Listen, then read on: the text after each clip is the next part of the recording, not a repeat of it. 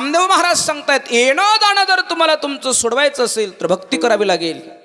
समाधानी जीवन जगायचं असेल तर भक्तीशिवाय पर्याय नाही. नावलौकिक आपल्याला गावामध्ये मिळवायचं असेल, प्रत्येकानं मान सन्मान तुम्हाला द्यावी अशी इच्छा असेल तर माणसाला भक्ती करावी लागेल. मी आता सांगून गेलो, काही काही पैसेवान माणसं आहेत पण त्याला किंमत नाही. काही माणसं झोपडीत राहतात, भगवंताची सेवा करतात, माणूस म्हणूनच वागतात आणि जमिनीवरच राहतात. जमिनीच्या वर कदापि उडणार ते. त्याला मान आहे, त्याला मर्यादा आहे, त्याचं लोक नाव घेतात आणि काहीही जरी करायचं असेल तर पहिल्यांदा त्याचा सल्ला घेतात. त्याच्याकरता काय करावं लागेल? बोलण्याकडे लक्ष दे. त्याच्याकरता भक्ती करावी लागेल.